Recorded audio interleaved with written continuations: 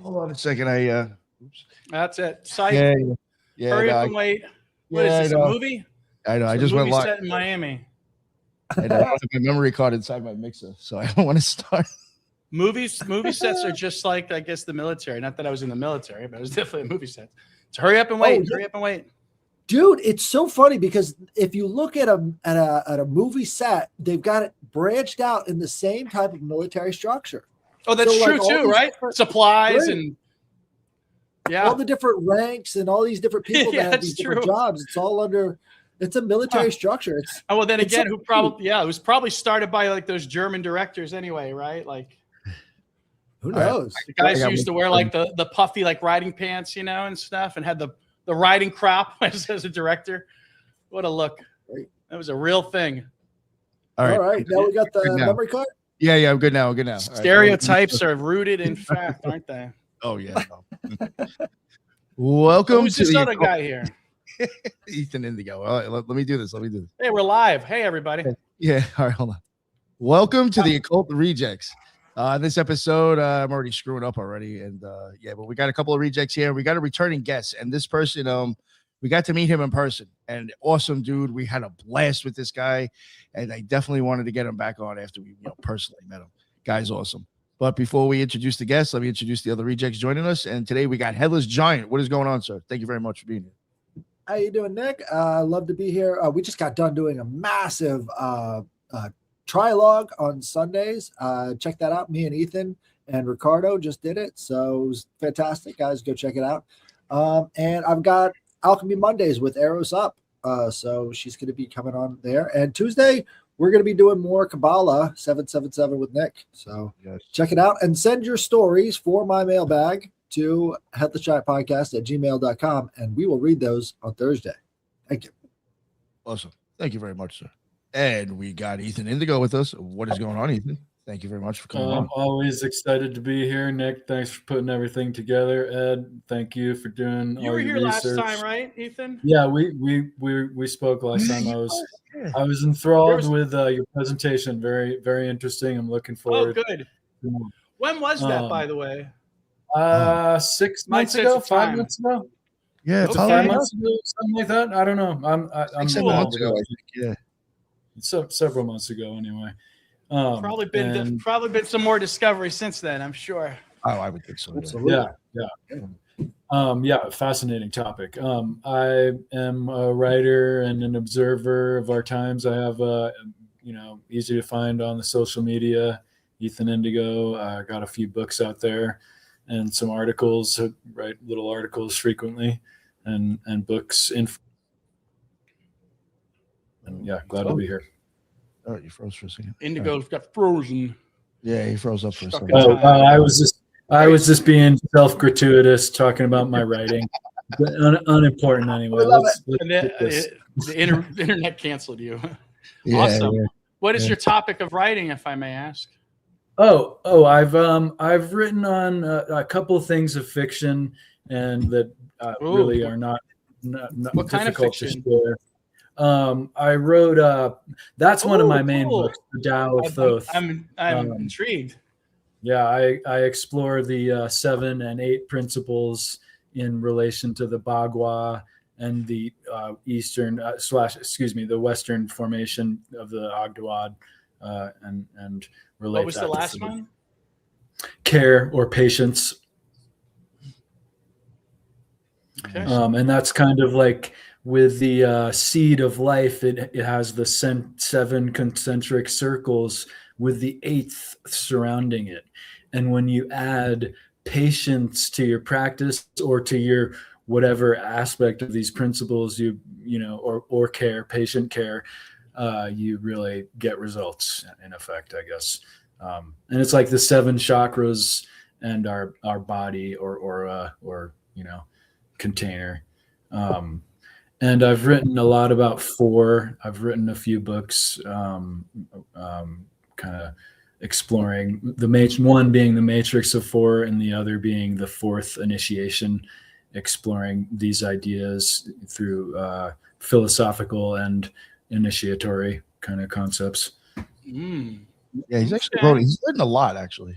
So Yeah, I have written a lot. I don't sell much either, too, but whatever. So you don't advertise much either, but yeah. So. Well, there you go too. It's hard to sell books. Yeah, it is the nature of the beast. You have to do things out of love. Yeah, exactly. You said it. You got to do it out of love. I'm not a painter, but I suggest painting for the love of painting, not painting for the love of commerce. Right. Yeah, exactly. It's just they're different concepts. Hopefully one day we'll have some sort of universal income and everyone can be an artist full time.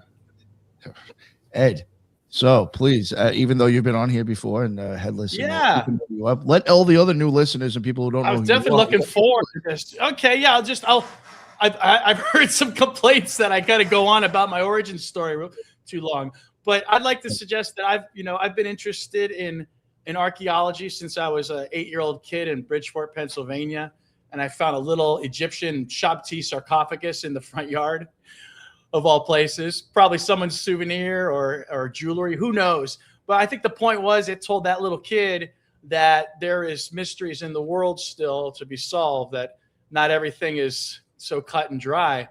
And then later on, I saw the show In Search Of with Leonard Nimoy, which is why I always do my show, or he'll be my plug. Let's Talk Tridactyls at 7 p.m. Sundays Eastern Standard Time, just because I want to mimic that wonderful time slot that I used to watch, 7 p.m., which reminds me, a nice segue is let's moment of silence for the original. Let's rest in peace, Eric von Däniken, the original ancient alien theorist, has transgressed to other realms or dimensions or what have you.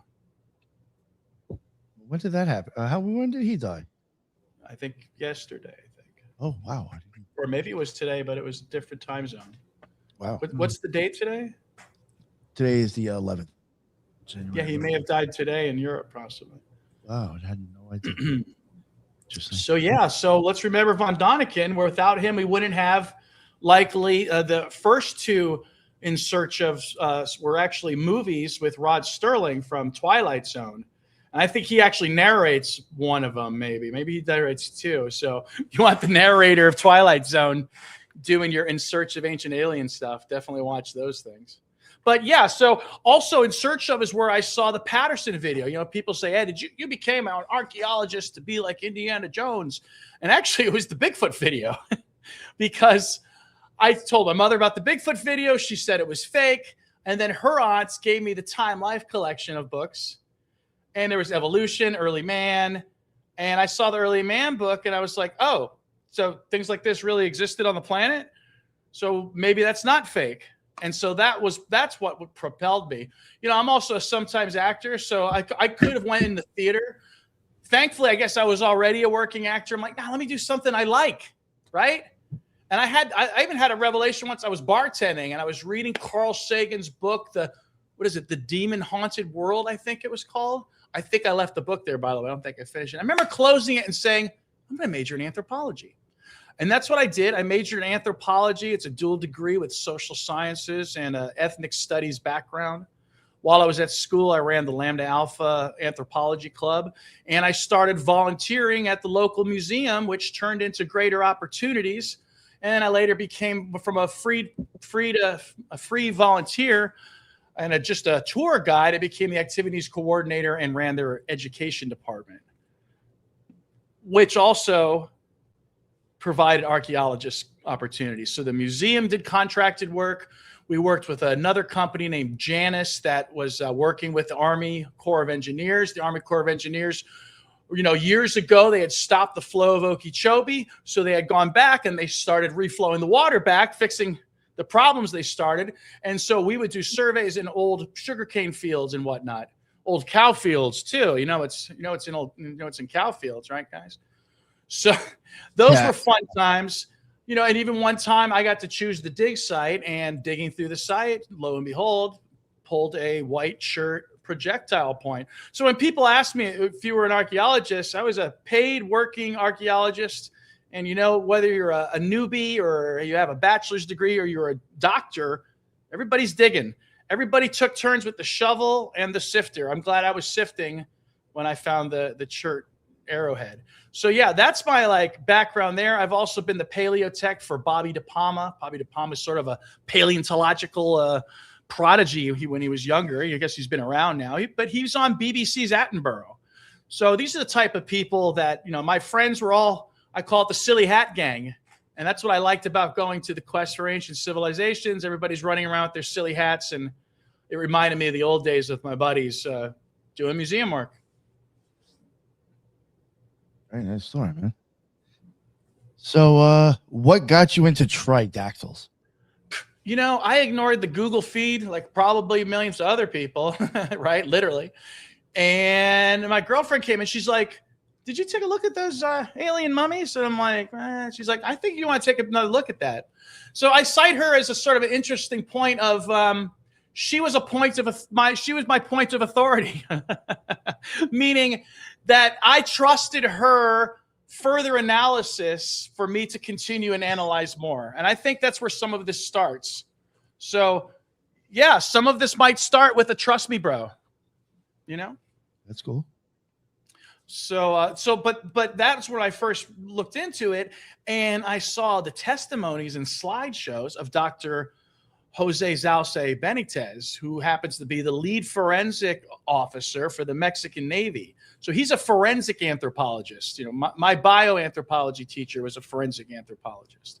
He would do, they would like call him as a professional witness to like identify bodies in like mass graves and whatnot. And so that's just mentioning the sort of mentors and men that, you know, I've experienced. For example, I went and visited the Miami Circle. I had a private ground survey, walking survey with a Russian geologist and the Miami-Dade archaeologist, the late Gary Biter, who was my mentor. I got to be careful. Gentlemen, when you get older, I think about, you know, your testosterone level changes. I can get emotional about any of this stuff, you know, because I'm remaniscing. I'm talking about people in the past. I've probably already been broken down on your show. I've done it at least. Yeah. I've done it a couple times. I've gotten better. I've gotten better. I thought I was like, yo, this is the first time he's on here. This guy's crying. I was like, fuck. What did I do?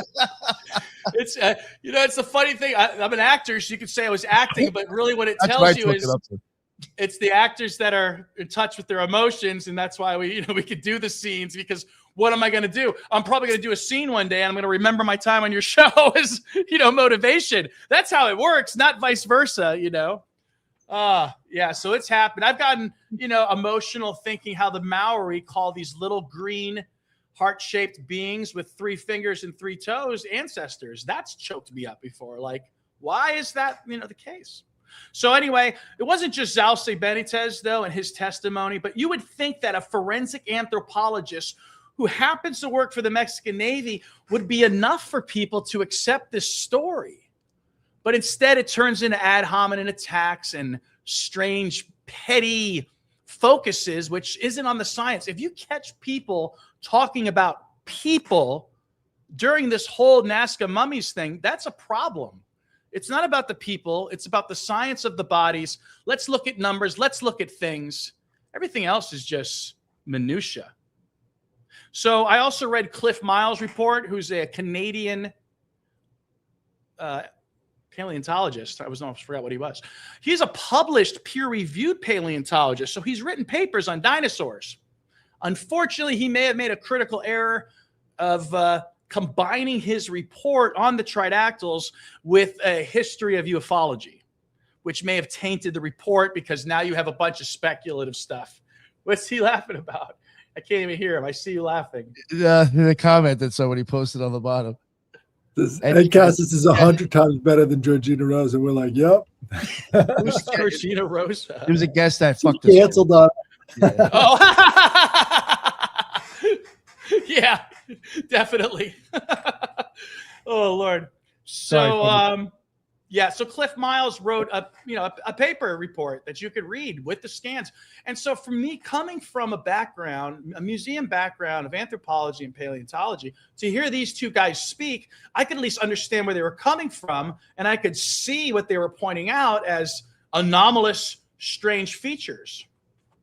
Now, for me, the personal enlightenment was, and I mean almost in a woeful spiritual fashion, is that on the day of a solar eclipse, even to add to the mythology. It was October 2023, and I woke up and said, I got to write this down, and I started writing my constant companion theory. We were never alone, based on the fact I recognized the Tridactyls from petroglyphs in both Canada and the Caribbean. So you can imagine my poor girlfriend when I'm looking at her saying, I know what these are. I've seen these before.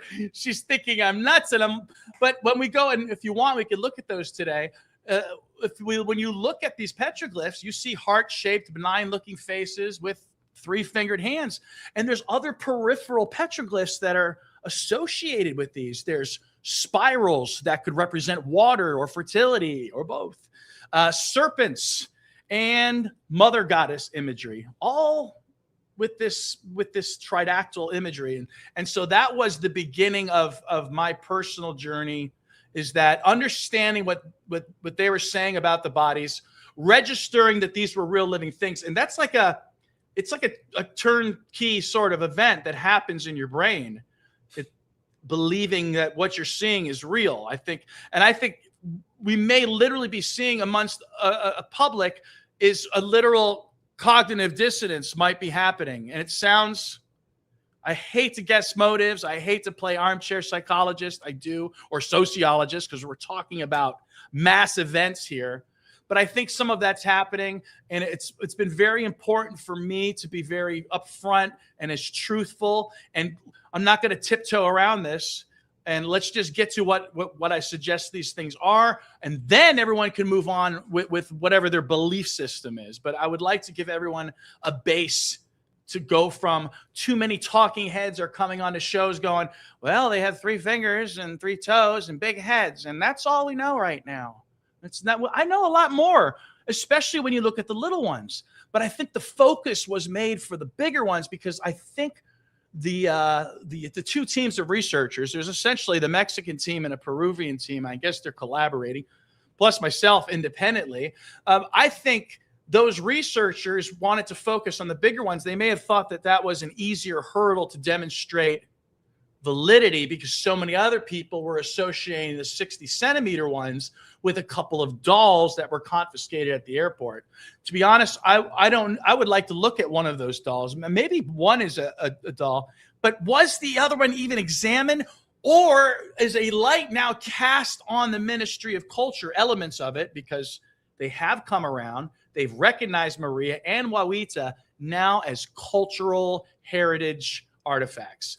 It's an important legal move that I think had to be done if we wanted to stop seeing these bodies spirited out of the country. Because ultimately, I think, yes. Let's go into your constant contact paper, because I think that gives everybody a proper frame. Constant companion. That gives everybody the groundwork that you're working on. We're not talking about something that's alien. We're talking about something that is deeply ingrained in our subconscious minds. Right. So, the Tridactyls has been, because they are this sort of big, they're this big event. I don't know what I say.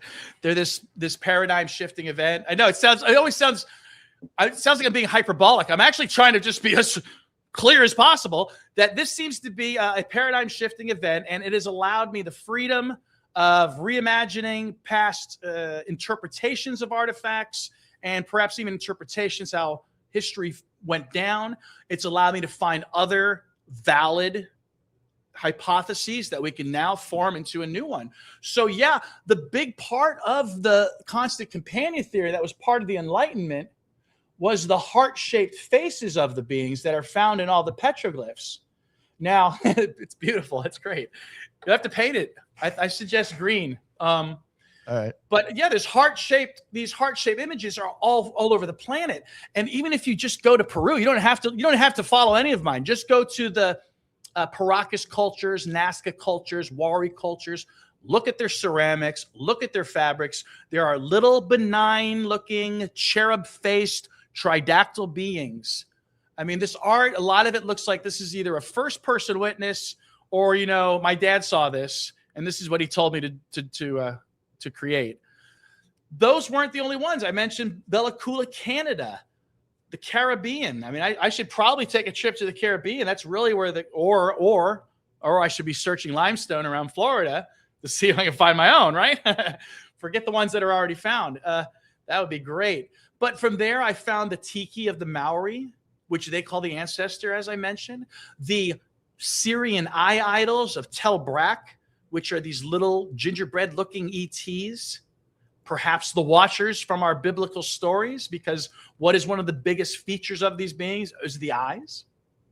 The Permian bronze animal style castings, which is a European culture now, which depicts little bronze depictions of 3-figure families with 3 fingers, almost as though they've captured this image in time. It's almost a candid look of a family of tridactyls. Of course, the Dogu ceramics. Did I say that right? The Dogon ceramics. Oh, no, see, I am getting it. There's the Dogu. There's probably a connection, right? There's the Dogon of Africa, and then there's the Joan of Japan. But there probably is a connection. But anyway, their ceramics, some of the best, almost hyper-realistic depictions of what I think tridactyls. And that culture also runs with another material artifact called the Magatama, which looks like little larvas or little other archaeologists say embryos or fetuses, you know. And in the other big cultural complex that really sparked my interest was the Hongsheng pig dragon artifacts. So these here, when I first saw these, many of this might be a replica, but it's perfect replica if it is. These made out of jade. I realized, oh, this looks like a tridactyl. I think they were aware of the beings. It's another strange one. Very strange. And so I got 3 of those today. I got 3 Hongsheng pig dragons. And that complex also has dragon men and other different, it extends to other shapes and whatnot. So it seemed to me, after going back and looking at all these cultures, it would seem as though in the Caribbean, there are mother goddesses. To the Maori, their ancestors. To the Syrians, they were fertility beings. And there's even, I think, hyper-realistic stone carving of Make in the cave on Easter Island. That's a creator being. So all of these myths of all these heart-shaped beings, many with 3 fingers, all seem to be saying the same thing. These are some sort of creator beings. This is not my belief. This is what I found through interpretation. Now, again, the skeptics will probably attack this as, how will they attack this? Coincidence, usually. That's the other thing. Coincidence, pareidolia. I get pareidolia for that and the biology so many times. It's just like, you know, there's another term, I think it's called agnosia, which means you look at something and you don't know what the hell you're looking at. So when people say pareidolia, I say, okay, maybe it's agnosia, I believe is the pronunciation. Agnosia. Very true.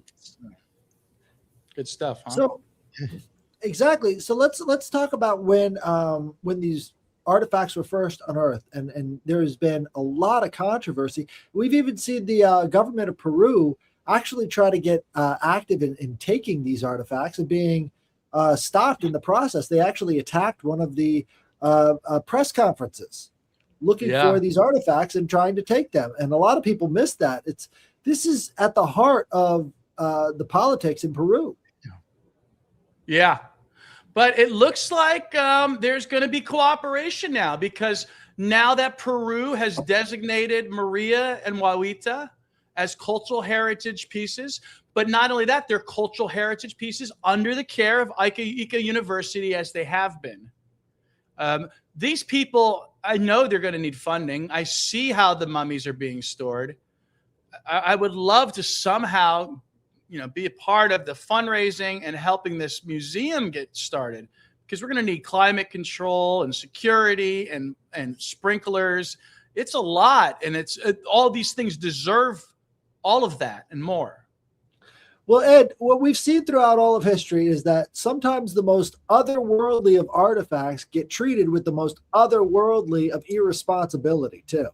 We find it over and over again when it comes to giant skeletons and all these other artifacts that go into the museum and never make it out. That's what I'm concerned about. Oh, yeah. Yeah, and so obviously a government has a dangerous role in that, but I think it's looking like the Ministry of Culture has gone the other way. What you do bring up, though, is the danger of skeptics. So while one group might be suggesting, hey, let's at least look into this some more, if another group is saying, okay, it's time to stop looking into this, that's like a red flag to me. Like, okay, anyone saying case closed or things like that, it's a little suspicious. So, right. What is so really? It's almost like the skeptics are almost more dangerous in that regard. Oh, the irony. In some ways, yeah, because there. When I've seen six-handed or six-fingered handprints in areas that are supposed to have giants, they've gone to great lengths to try and cover those things up and sort of buff that out of history. Any rough patches, we've got to sort of smooth down into something more manageable. And I just don't believe that we should be focused on that sort of smoothing down process anymore. Now it's time to pay attention to the anomalies. Pay attention to the anomalies. It's no longer about coincidences and pareidolia. That is the low branch skeptic move of dismissal, and it ends conversation, much of that stuff. That's why I think I said earlier before we started the show, we all have to be careful that we're encouraging imagination. We're encouraging hope. We're encouraging speculation. Is it good? Speculation is good. So anyone that's trying to put a damper on someone else's, again, that's another just red flag. You go do you. Right. Especially with what you do, where you're just showing people the art and you're letting their imaginations take them where they want to go. I think that's one of the things people are missing is if we had contact with something that is more advanced than us in the past, it would necessarily show itself in our artwork as like a higher being of some kind. It would necessarily have that sort of feel to it. And what happens in the art, I mentioned earlier, and this is a common thing an anthropologist will do, is try to guess the generation of the art because you can see art changes.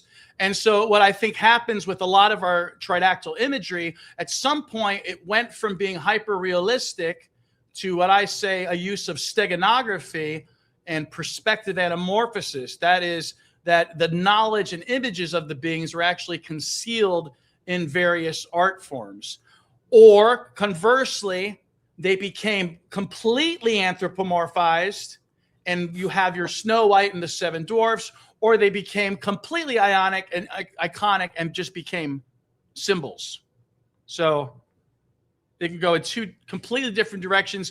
Either one tend to draw you away. I don't know if purposely, or if this is just a conscious, what should I say, a social memory loss. You eventually just forget the past and it becomes these myths, legends, and folktales. One of the biggest fables is I think they're calling it a fable or fairy tale.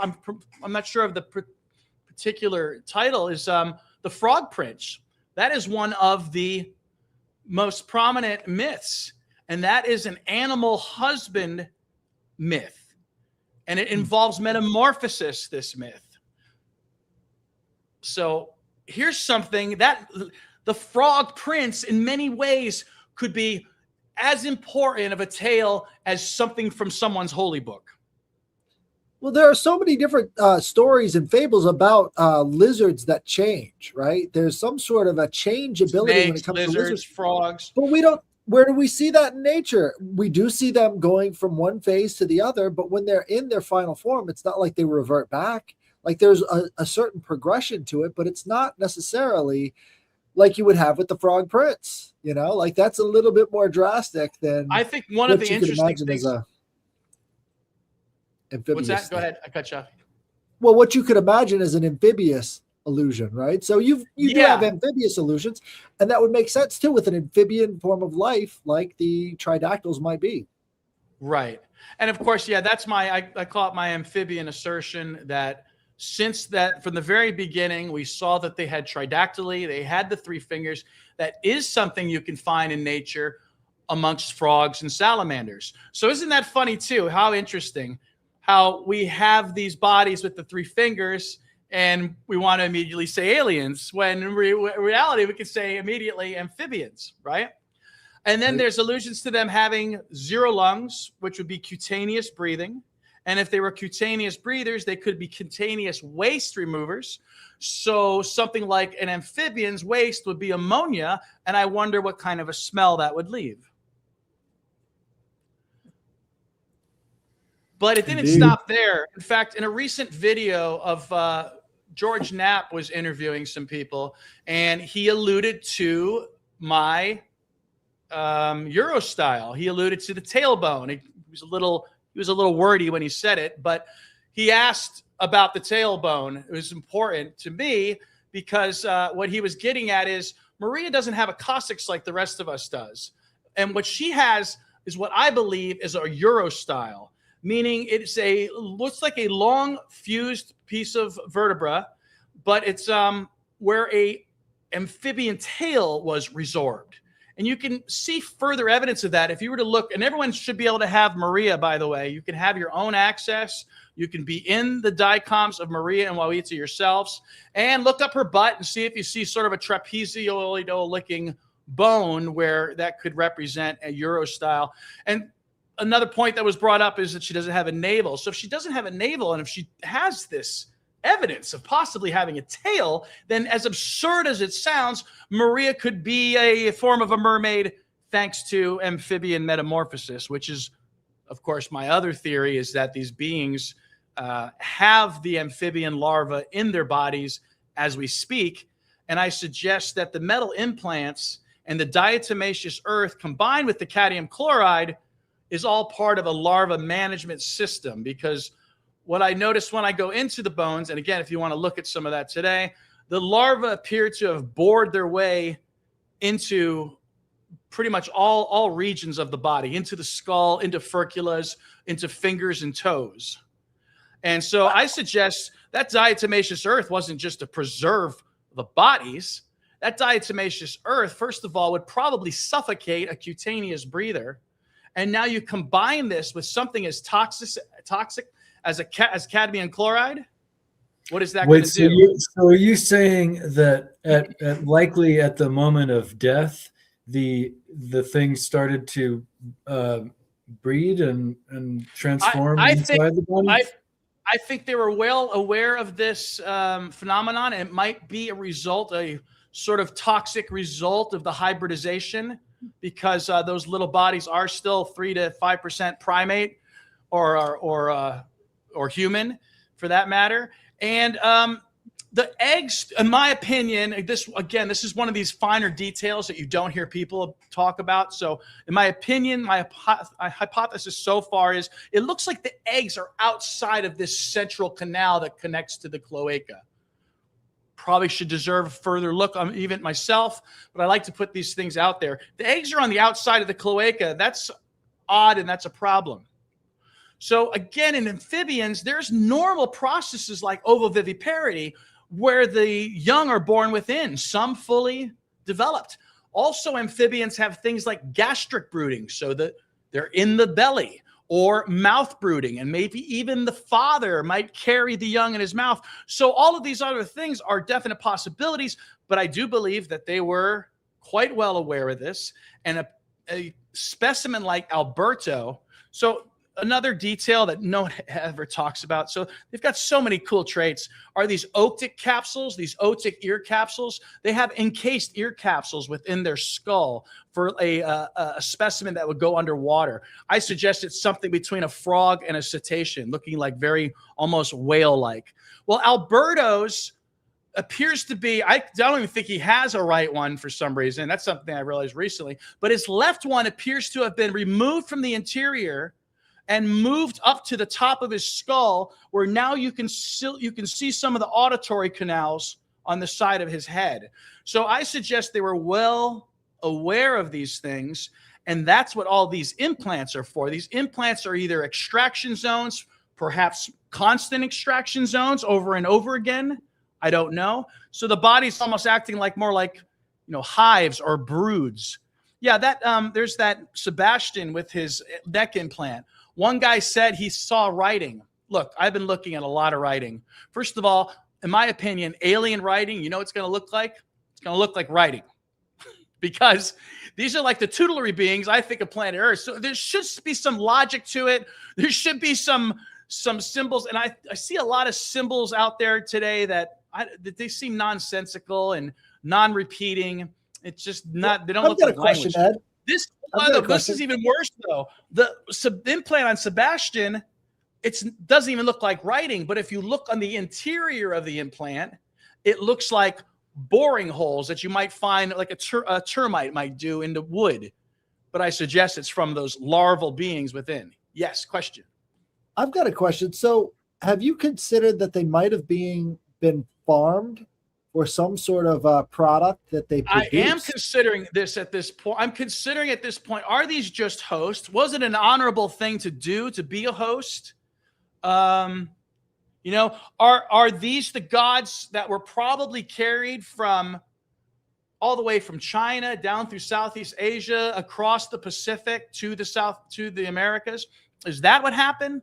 Were these ancestral beings, as you might carry something on a litter, you might see even in a Catholic procession today as a modern analogy? Because again, it seems as though they were well aware of the larva. Alberto also has a hip implant. Well, I was in his hip just the other day with the scans, and there's another image of a larva eating part of it.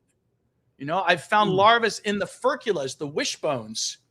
And these wishbones, when you look at them, are fractured. That's the other thing that you don't hear people talking about, is if you zoom in, the bones are actually compromised. But I suggest they're compromised by boring amphibian larvae, and they're able to bore because they have these rostrum-like beaks and possibly some proto-canines, if you will. I wanted to ask you. You mentioned that they may have been from China, and maybe for the people that haven't listened before, you mentioned previously that they did DNA that they looked at the DNA of these beings and found there to be Han Chinese DNA. Han and right? And Myanmar. And that's what DNA. I was going to ask. What you might hypothesize off of that is that you think that they're from there and were hybrids, or that they were somehow made there. What do you hypothesize? Yeah.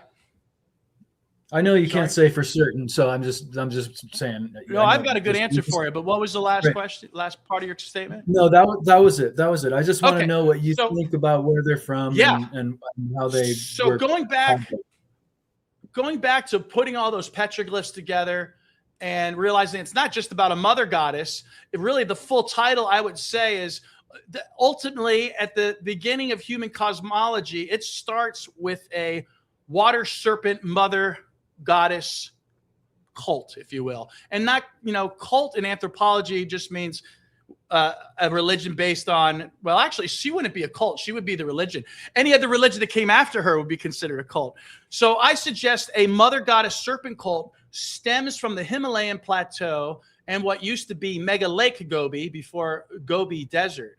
And I suggest from this point, and traditional academics don't like this term, I suggest a hyperdiffusion occurred spreading from this Himalayan Mega Lake Gobi and corresponding with a modern day out of Asia theory. You got to have Africa, you got to have Asia. The apes are coming from Northwest Africa. And I don't know if I talked about the orangutans last time. It's very interesting that orangutans have a very complex genetic background, and that they're so far away from the other apes in Southeast Asia. I suggest that the orangutans might be some form of a seed bank. If things go south, these creatures are bred to be individuals, so there's not going to be destroyed by rampant disease, and they'll be harder to hunt. Of course, we are doing a terrible job at the palm oil over there, aren't we? So anyway, I think I got a little far off. So yeah, you said a serpent mother. As I'm saying, a serpent mother goddess is at the heart of this. I mean, my research suggests that maybe even this region is the home of even biblical myths. If that was Mega Lake Gobi, look at all the exit points that leave that desert. Great swaths of sediment left that region. Now, if you cross-map that with language Urhimats, that is homelands, I prefer maybe they're not even homelands, but they're actually their ending points, their destinations. If you look at the languages of the world and you imagine a great flood dispersing 12 tribes or 12 cities, as they say in some folk tales of the Gobi Desert, and spread them out through the world, we could bring them back and radiate them to this one area. And I did a little bit of AI with the language dispersion, and it looked like language was moving a mile a year, which was interesting. And with Oceania, it was moving 2 miles a year, which sort of explains the boats. And then Native American languages, coincidentally, also looked like 2 miles a year. So people were saying they crossed across the land bridge. They didn't need no bridge.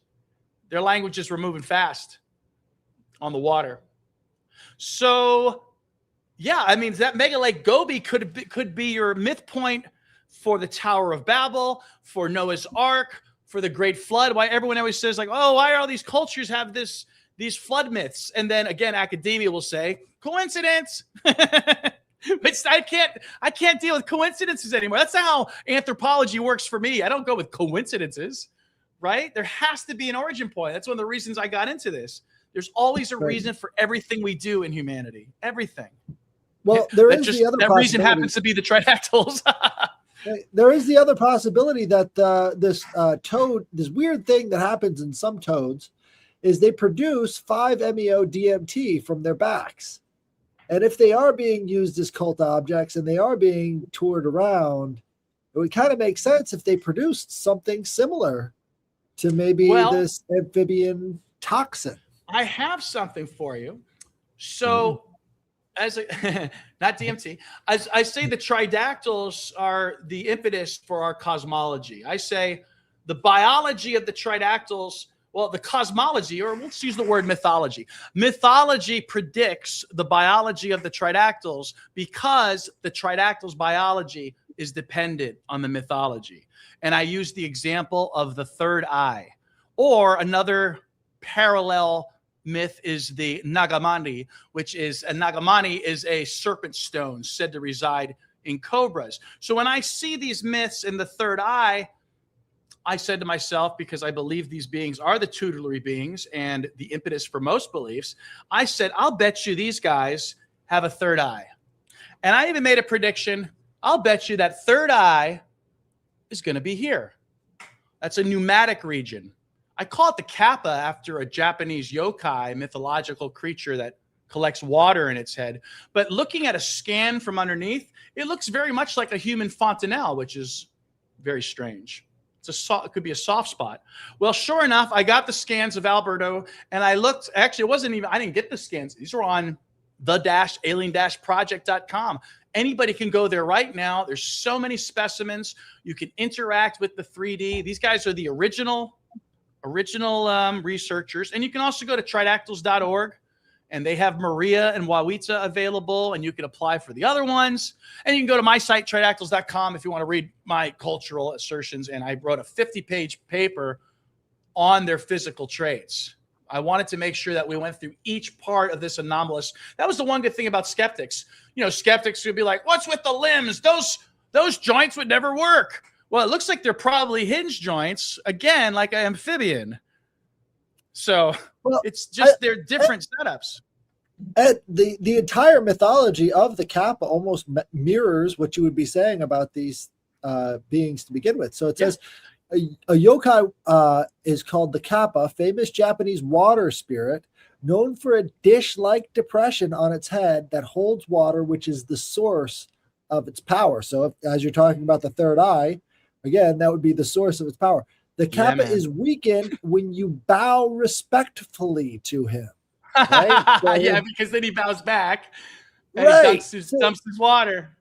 there is that aspect. Now, what if this water is some sort of powerful thing? What if that's the thing that Well, gets you high and maybe. has this experience? It's why it's in the head depression. That's why it's.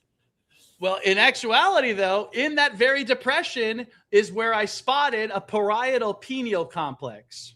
So not only a pineal gland, but a parietal eye that you might find something like in a tuatara, which is it's not a lizard, but a type of reptile that is like a lizard. But another parallel is in lamprey. Lamprey have this parietal pineal complex. So technically, it's not even just a third eye. It's a third and fourth eye because they're both likely photoreceptors. What I did was I sent a scan to the expert in parietal pineal complexes who discovered one in a 50 million year old monitor lizard. And I didn't tell him what he was seeing. I just sent him the pictures. And he said, oh, well, that creature looks like a primate or a mammal with its binocular forward-facing view. Why does it have a dual gland complex at the top of its skull? And I was like, thank you very much. You've been very helpful. So that's another little trait that people don't talk about. Now, that, of course, that needs to be verified by others. This is just my own supposition. But again, I did have it, vaguely peer reviewed, if you will. I had it trust me, bro, reviewed. Trust me, bro. Sometimes you gotta go with the trust me, bro. I wonder if you've looked into this correspondence of mythos. The Hopi tradition says that you're familiar.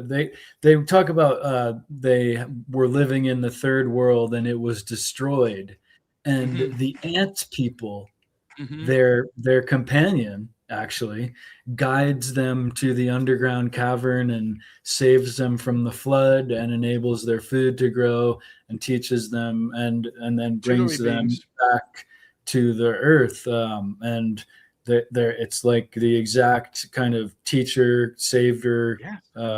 It's all related. It's all the same. One event happened, or one continuous group of actions occurred, right? So we've always looked at these stories and sort of we've passed them off. I've ignored them as fairy tales, essentially, right? Tall tales, et cetera, et cetera.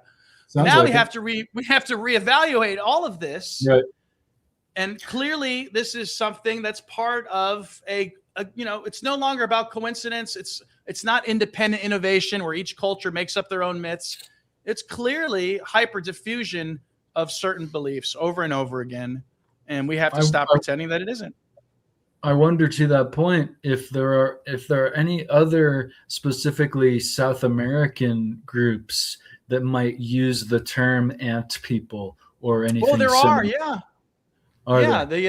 There is. There's this one video that goes around where they show a couple tribesmen a picture of an alien, and the tribesmen say, that's ant people. And also, if you notice, I think it's the Hopi. The ant people name is very similar to like Anunnaki. It is. I forget what it is specifically. And when you combine the Ainu with their kami, it's Ainu kami. And also, even that Naki has what I call the Naga phoneme in it, the ung sound, and ki many times is a goddess sound. So there's a goddess morpheme. So there's a lot to be said, even just in, I suggest if you're looking for a lost civilization, try looking into these morphemes I speak of, the ung sound, which I say is related to the Naga and may have translated west into various lakes as Ang, and then that may have ended up to the Proto-Europeans as Anguilla, as in eels, and possibly even angels. So there's clues even in just tiny bits of sound. Did you say Kabbalah earlier, right? Another byproduct of this was literally rediscovering a lost, forgotten god named Ka. Yeah, I read the Nilamata Purana every week. It's a sort of a Mahabharata sort of peripheral book. Takes place in the Kashmiri region. It's some of the origins of the Naga people. And I just did a quick AI search, so I've been questioning their truthfulness really recently, but Mm-hmm. the ant people, it says, are the Anu Sinum. Okay. So the Anu is right there. There you go. Sorry. Yeah. And again, it's even the Ainu with the Joman culture. So. Was it a Nazca lines have an ant on there? Yeah, an ant or it could be an ant or a spider or something. That's true. Yeah. They do call it an ant, don't they? Do they call it an ant or some people call it a spider? I don't know. I think maybe you're right. It is an ant. Yeah. So, I mean, if you really want to see the ant people too, I think like the smaller, even less primate, maybe 0%. Like there's the species, the ones Nukari and Suye, which are very bestial looking. There is nothing absolutely. I don't think there's any primate in them. So that they would very much be ant people, I think. Even though they're really their teeth look like lampreys. Let's face it. The Alien Project also called them reptilians. I say they're more amphibians. They use the term insectoids, but they only have 4 limbs. So I do think there are some invertebrate parallels there. This whole center axial duct that these little ones have might be more related to a worm, which, again, worm is another term for people even use for dragons. You know what? You talked about the Asian cultures before. Yeah, so the DNA was Han and Myanmar. And, some of these clans are literally a place called Nagaland.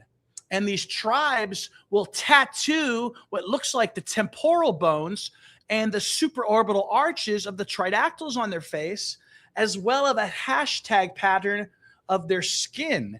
When you look at a close-up of their skin, it matches hashtags that we use every day, or a rhomboid pattern, a pattern that I saw in ceramics that I had a feeling represented reptiles. And then when I finally saw a close-up of the skin, it was hashtags and rhomboid patterns. Again, details that people are missing. There's a theory that Maria may have had tape on her face because they see a pattern of cross-hatching. And they think I'm backtracking, but I already had the theory out. I already have pictures of the rhomboid and cross-hatching. And I was like, well, maybe that's just the skin. And they, that's not true. Whatever. You're making up stuff. I'm like, well, I already posted about that like last year. So anyway. What was it Anasazi that you were talking about earlier, Ed? What's that? I think you're trying to think of a name, the pre-Hopi people. Was it Anasazi? Oh, no. I mean, I was going to bring up the Kachina. There's that Ka morpheme, the Kabbalah. So, I've kind of come up with my own sort of folkloric proto-language. I'm trying to decipher what some of this means. And Ka appears to be a name for a alpha male god, likely the son of the goddess. And in one of the early Sanskrit scripts is a very serpentine letter for their primary alpha letter, and it's Ka. And then when I read the Nilamata Purana, there was a series of sentences that said Brahma is the Prajapati, the creator. Kubera is the Prajapati, the creator. And Ka is the creator. And when I saw that, I was like, okay, my suspicions are right. I had a feeling that this alphabet, alpha, I have a feeling that even in our alphabet, in other letters, what we're seeing is depictions of these beings. I mean, the earliest Chinese script for God, sky, Tian, looks like a tiny being with anomalous limbs and a big head. Why would a little dwarf-like being be used to represent God in the sky? Well, God's my judge here says, I don't know if you touched on it, but the Egyptian temple had a green amphibious god. It has a water pool. They don't know how deep it refills itself to a certain level. A mystery. This goes back to the Ogdod and Kek, the frog god, right? So they had frog gods as the original outpouring of life from the water. Yeah, and Tridactyls were all over Egypt. Well, yeah, I mean, if you look at my Temple of Hathor, where it looks like steganography was used to conceal hyper-realistic faces of Tridactyls in the pillars that tourists see every day by the thousands. Let me know if you guys want to start looking at some stuff too, Yeah, pull it up, please. Yeah. There was something earlier you said just another random thing I just wanted to throw out there because it popped into my head. You had mentioned earlier about amphibians and reptiles and like smelling like ammonia. I have heard of abductees have said that they've smelled Right. as well. Exactly. So anyway, what we have here is Josephina, just in the background there. I don't know if there's anything particular you would want to look at Josephina, or if you would like me to pull up some cultural stuff. Oh, whatever you think. Whatever you got. Well, we got this here, so we can take a look at it. One question I wanted, maybe you could answer by looking Yeah. at this. I wanted to ask, I think you kind of answered this already, but the breastplate, you're theorizing that it controlled the breeding process, which might have overwhelmed. I think the breastplate could very well have been preemptive, because as these are, and we're going to pull up a better image for you guys, as these beings are four-limb first developers. So they're interesting in that they have a tail that they retain and lose, making them like frogs, but they also have four-limb first development, like a axolotl, a salamander. Oh, you guys aren't. And so you're seeing these different phases of development in multiple beings in one body. Yes. Weird. Yes. Weird. I mean, it's not that weird to me, only because I did predict it. There's even a video of me doing a lecture where I said I think I'm going to find these in the mouth and the skull as well, based on the mythos. Myths like the mind-born motif, or life from the mouth, or born from the mouth, or born from the serpent's mouth. These motifs we've seen before. So yeah, the implants. I've also considered, are the implants like for magnetic breasts? Did they have to feed these? But this implant here, these may have came after Artemis. Artemis has implants all down the middle, which is where I first started to suggest, oviviviparity is a problem. The larvae are being born from the eggs, and then they are getting stuck into these stomach ribs, right? Because these guys have not just this ribs on the side, the left and the right, like we do. They have the gastralia stomach ribs of like a crocodile. Wow. And that would probably help support the body with cutaneous breathing. By the way, those arms are longer than the legs, probably resulting in that beginning. And it also means they could probably be pretty active on forelegs. So can we see anything? Every one of them had a breastplate? I'm sorry. No.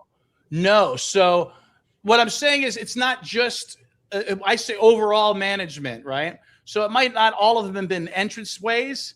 For example, Alberto has a hip implant. So what it looks like is as they're allowing these beings to do certain damage. Maybe the damage was done cross ocean or something. Maybe it was something in that regards. Maybe they just didn't have access to a saline pool, and some of this happened while they were alive. Maybe more of it happened afterwards, and then, as we suggested, they just became sort of hives or broods. Let's see if we can get in closer to this implant and this. Now, you said this was Artemis, correct? No, this is Josephina. Artemis has implants all down her front. Sebastian is one of my biggest proponents for this larva management, because while some people suggest there is writing on the implant on his neck, if you look on the inside, it looks like the boring you would see from like a termite or some sort of insect. And I've found plenty of larvae just on the other side of his implant. So between that and seeing larvae boring through bone near Alberto's implant, plus they're in the skulls. So let's see if we can even see one right now. We'll probably have to switch to a different setting. Let's try soft tissue setting, where the bones are anything high density will be more reflective. And we can try just to even, of course, we're going to have to remove a layer or two here. So let's go in. Let's go in from the top. All right, we're going down to the furcula.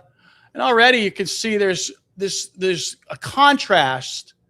There is the high density white bone, and we start to see anomalous soft tissue gray shapes.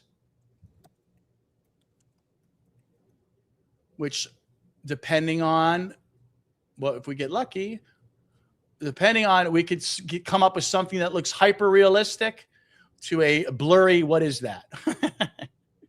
It's a little bit of a game here because I'm cutting through layers and I'm playing with the density to try to gleam the best images of what could be soft tissue, like even in that bone up there. What's going to happen too, the size is going to vary depending on how close the bone is and the larva is to when the scanning camera went by. So right here, for all I know, this very well could be a close-up of a larva. I wouldn't bet my life on it at this stage because I try not to point out things if I'm not sure. But any of these gray soft shapes, here's a good one. Right there, right underneath the dot. Look at that. So what I can see first is the two black eyes. And what we can do is, if we don't trust ourselves, we can even try to find this in, maybe another scan and try to find where that last one was that I just dropped. That was near the furcula, right? So the furcula is the wishbone that some say is a fused clavicle. Okay, I like the term furcula because it gives it one Latin term. But we're still plenty of soft tissue. There's plenty of to be seen. I suggest everyone gets a copy of the Maria one so they can find it herself. See, now I can't even find this guy. Anyway, let's just keep looking then. Again, gray soft tissue and eyes. So now what I can do is, let me put full screen so you can see what's behind my body here. And we can see if we come up with anything sciencey. Okay. So what we can do is we can hover our mouse over various parts like the otic ear capsule. And then I can read as to what the intensity number is. And this is bone, and it's coming up 2,300. But now I see here, there appears to be two black dots coming out of the ear and some other gray mass. I can try to play with the intensity to see if we can we pull this out even more? We might be able to do better. You play with the lighting and you see other things come out over here. But we are focused on this here. Let's keep with that. And now if those are really eyes, or they should come up with something equal to air, -265. That's good. And now let's see, if I move over here where the possible rostrum or beak is, I'm getting an intensity of 388, but not as high as the bone. And then if I move over to the soft tissue, it's saying 149. So there you go. There's a little bit of simple science for you. Just real easy science. So I can verify the intensities of all these different things: bone, rostrum, beak, soft tissue, and eyes. So that's a little bit of science for you guys. Wow. Well, I brought up not Diana, but Artemis, because I think what you're basing that naming off of is Artemis of Ephesus, which had crawling with these sort of lumpy protuberances. They called them bull testicles in the Where making were they? of this. But this is the Artemis of Ephesus, or Diana of Ephesus, in Turkey, right? Oh. Right below. Yeah, I know what you're talking about now. Yes. Mm-hmm. Artemis, interesting. Yeah, Artemis might represent an older model. I don't know if the flat-faced ones are newer or younger than the other ones, but she has so many implants. I wonder if they got better at dealing with them and maybe even were precautionary. But a lot of this probably did happen after they died. I think all this massive amounts of damage. But again, I think even our myths of Medusa and whatnot are alluding to because we're in the skull right here, and I'm looking in the skull, and we're looking at, again, there's soft tissue, serpentine shapes within the tiny bone. So someone asked, well, Ed, how could you possibly be seeing these if the other researchers aren't? Well, for one, because I knew to look for them. And 2, I knew they would be small and we would have to use this soft tissue setting. So again, all these gray blobs with these little black dots, I contend these are mostly larvae than not. Let's go to the body. Let's go to a different view of the body. Oh, we can't see any of it, just in case. I'll let you know. Oh, thanks. I've been talking too. So we're in the torso here. I see we're already past some of the ribs, but I'm also already seeing soft tissue shapes. And by the way, these are like 0.5 millimeter slices. So that's the other reason why I'm able to see these. A lot of the other researchers, it's funny too, because there are researchers posting their pictures and scans, and every now and then, if you zoom in, you can see shapes. So once again here, this clues me in the shape itself. Remember our old cordiform heart-shaped faces? It still applies here. And the white reflections many times are, again, those rostrum beaks. Oop, I left a dot there. I didn't want to. Excuse my ignorance, but I'm in some of the my ignorant perspective, I felt like some of it was non-symmetrical. Is that what maybe cued you into this, or is there something going on with the? It seems like the sides weren't symmetrical. Oh, on the beings? Yeah. On the full-size beings are not symmetrical? Yeah. Again, it's just what my. Here's a good one.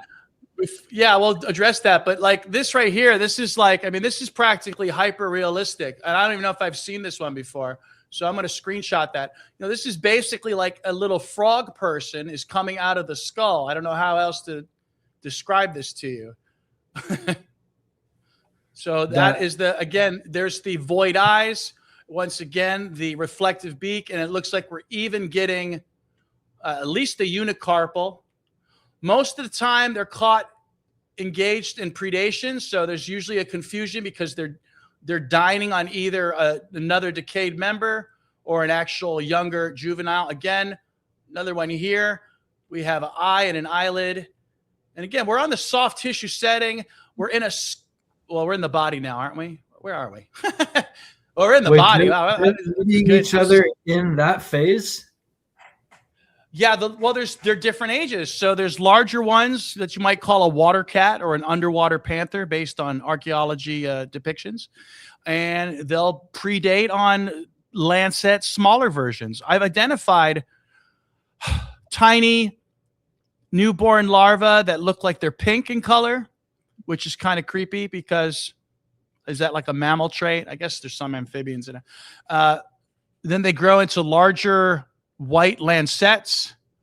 Then they start to become a darker color and start to grow the forelimbs.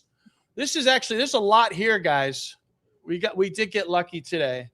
This is in the torso. I know it looks like a massive crap, but if you zoom in and we go through each tiny scan, you sometimes get lucky and there's even more of a reveal. But this is what's going to really change the whole topic is if I had a DR in front of my name, we probably wouldn't even be talking about this anymore. Yeah. We would just pass right over Rogan. We'd go right to the evening news if there was but yeah, look at this here. Look at this, you guys. Almost hyper realistic. This is a creature turning its head sideways. Also, many times the parietal eye and the pineal gland, because of their calcification, are also reflective. So this is a head turned sideways. I know it's super blurry, but let's see how big this is. Let's take out our ruler just so you know what we're dealing with.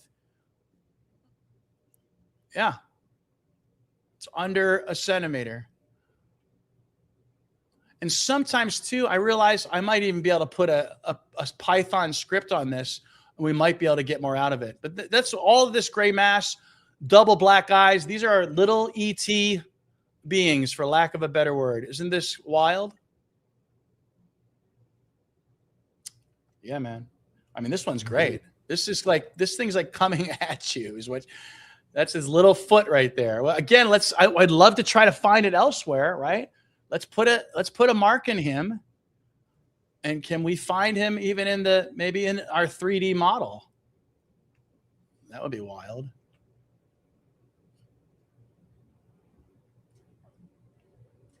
They're down there. Let's see what we got, guys. We're going to remove some layers. We're getting into Josephina. Josephina is the holotype. So technically, this is specimen number 1, at least of the small ones. And here we are again. We are inside. We can see, again, more soft gray tissue, but yet there are some reflective points. And those reflective points could be either beaks or, oh, look at that, in the limbs here. All right, so what are we? I get so ADHD because it's, in my opinion, the body is full of them. So here's like 2 on top of each other. Again, rostrum, beak.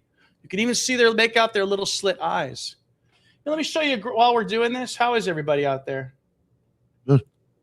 Let me. I'm going to go ahead and pull up just my advert for today's show. I do my live stream at 7 p.m. But I just put like a whole bunch of my recent larva finds, and there we go. Let's go full screen for that, shall we?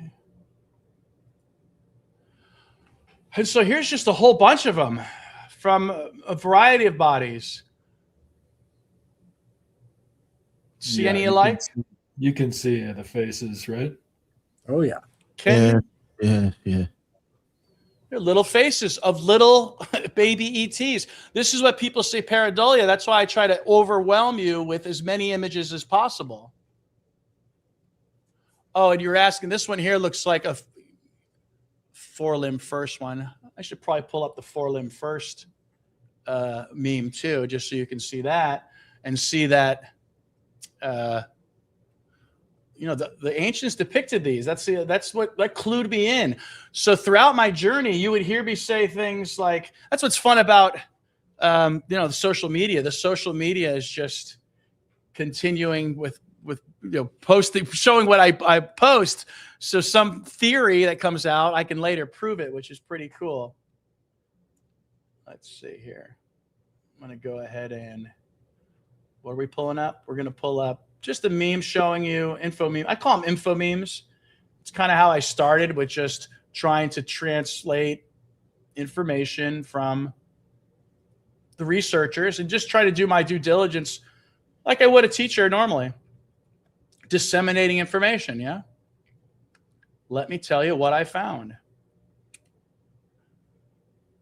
I can see I've posted. Here we go. Awesome.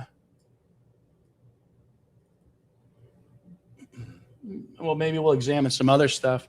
It's amazing how just the Twitter is sometimes just as much of a great tool as anything else. So here's captures of 4-limb first tridactyl metamorphosis. So they're past the serpentine stage. It looks like at least 3 out of 4 of them are engaged in sibling predation.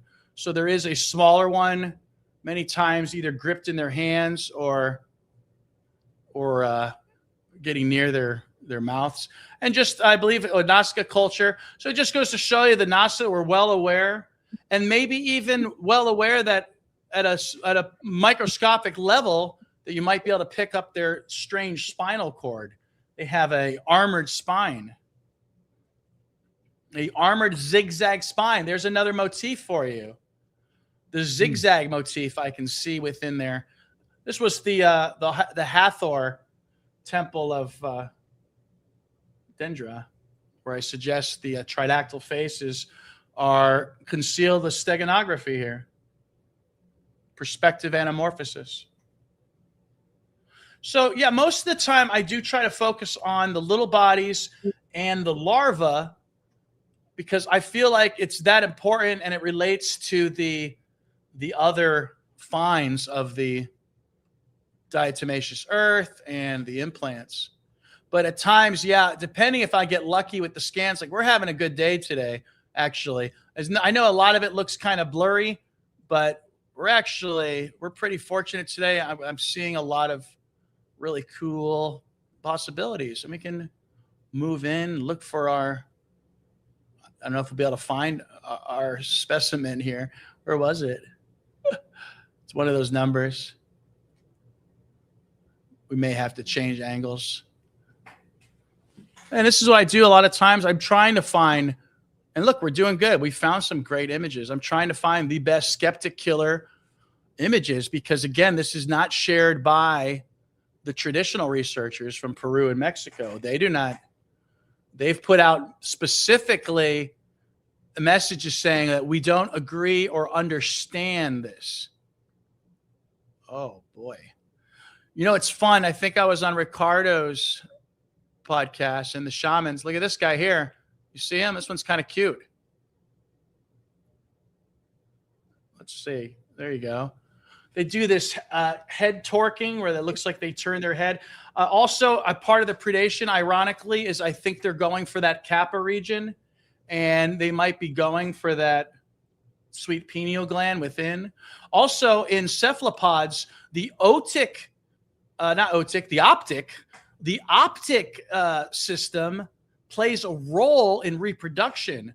So if these are parthenogenic beings with a optic neuroendocrine reproductive system, that means they might be able to literally think creation into being. What? Now, do you guys see that? Do you see that this is a turning its head? Again, there's our black dots. And what we can do, we can check our science. We're getting, it looks like an 83, 103 for the beak. We're in the negatives for the black whole eye. That's good. Let's see, is this flesh? 36, 28, 106. So anyway, yeah, man. So I'm always looking because there's literally a chance that there's like just these hyper realistic, full on depictions of these tridactyls, juveniles. What do you think? Stuff is crazy looking. Yeah. Well, we got from the chat, God's my only judge. She was talking about this place, the Osirion and Abydos. So it's got a lot of the features that you were mentioning. The Osirion and Abydos is a mysterious megalithic underground temple, part of Seti I's funerary complex, designed as a symbolic tomb for the god Osiris, featuring a massive granite blocks, water channels, and unique construction, unlike any other Egyptian temples. Baffling archaeologists with its ancient techniques, debated age, some suggest Old Kingdom, and enduring enigma. Right? So this is behind Seti I's temple, connected by a subterranean passage. Design resembles a Valley of the King's Tomb with central hall surrounded by water, creating an island effect, simulating Osiris's birth.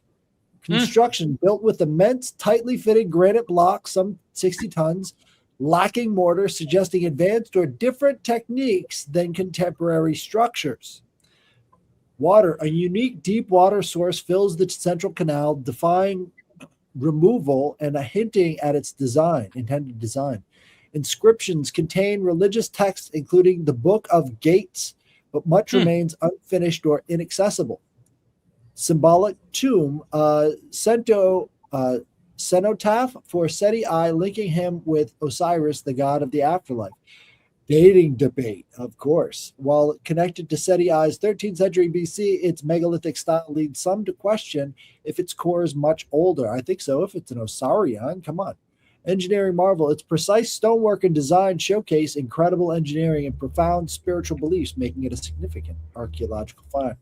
So yeah, we could find these weird kind of, these are... Water's important to these beings. If these are amphibians, water is going to be important. Well, land if they want to breed with the previous generation of primates. Right. So yeah, and a lot of these cultures say things like the Menehune, they build waterways overnight. So, again, just sitting here, just another great image, almost hyper-realistic eyes.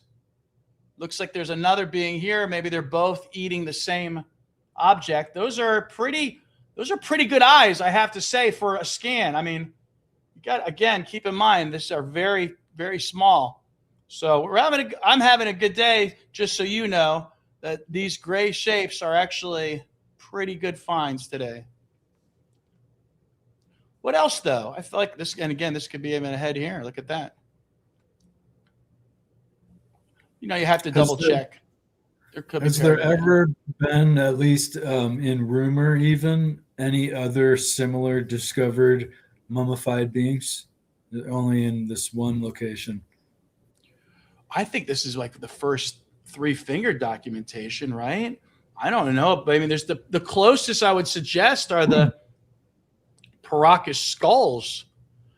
And you know, there's not a lot of mythology on this sort of larva thing, but definitely in the Paracas culture, in the South American cultures, you can see the serpentine shapes. You can see water cats as well. What I mean is, you can see the forelimb first development. You can see D-Dugging Dan was commenting at the Quest for Ancient Civilizations that there was a head-binding culture in Washington State that there's been a ton of archaeological fraud to cover up. Yeah, I mean, I don't even know about that. So it sounds like the fraud was successful. Right, but why are they binding their heads? What are they trying to be like? I think they're trying to be like Maria and Montserrat. And Maria and Montserrat were just honoring the ancestors that came before them. I think ultimately, you know, religion isn't about a worship of anything. Religion is remembrance of the ancestors. In fact, isn't that one of the etymological definitions of religion is remembering, rebinding? You're rebinding. And so by saying it over and over again, you're remembering the ancestors. And, you know, their homes, the ancestral subterranean homes, may have become, you know, later we would call them tombs. Oh, they were tombs. They might not have been tombs originally. They may have been homes at first that segued into tombs. What do you guys think of this image? You see this little cute head? The little band down it and the 2 eyes? A little arm hanging off? Looks like biting some other head? That's a pretty good one, guys. Regardless, you know, find me I've already had like radiologists say like, well, that's just muscle. Oh, yeah? I had one dentist say, no, that's just a nerve ending. I'm like, well, why am I finding it everywhere? That's same pareidolia. So, yeah, again, I've found these it's consistent across forms. Even when other researchers post videos and images, many times you can still see, if you zoom in, there is soft tissue, strange, anomalous shapes. And at the very least, they could tell us what they think it is, right? Let's see. There's sometimes a little frog, like these little like images, almost like frog-like people. Because that's what the Tridactyls are, essentially. They're amphibians. We can see it in their supraorbital arches. There is Northwest Native American frog as husband myths where the princess goes underground, and when she comes back, she ends up vomiting out life, vomiting out worms. Yeah, worms and maggots in the myths. I found pretty much all the animal mythology in human history. It's never about the animal. It's always about how does the animal remind the ancestors of their ancestors. Let's see. I thought I had something cool. Oh, maybe not. But yeah, each click of the mouse, honestly, deserves inspection. So it's not like it's also easy just to do this. You have to zoom in. You have to go back and forth with your mouse. You have to change the intensity. You know, if any of you guys get the Maria thing, we should just have we should have Maria class. Oh, look at this little guy here. This little like Moby Dick figure here. Yeah, we should just have everybody do Maria at the same time. You know, everybody, okay, class, open your Maria scans. And we can go through it together and see the various morphological traits. Because when you'll hear the talking heads on all the shows say, they'll talk about the 3 fingers, they'll talk about the toes, they'll talk about the elongated head, because we know the Paracaskulls. It's interesting, but they seem to be woefully neglecting Josephina and her furcula, her crocodilian stomach ribs, her parietal pineal gland in her head. Even the fact that these are actually, I consider these dual brain, guys. Let's check that out. These are, it's something I don't always get a chance to talk about. But again, it's a growing topic. It's almost like a video game that you're not good at. You have to keep returning to the scans and keep looking and seeing what you find. I don't really like this. Let's go to x-rays. There's different settings. Okay. So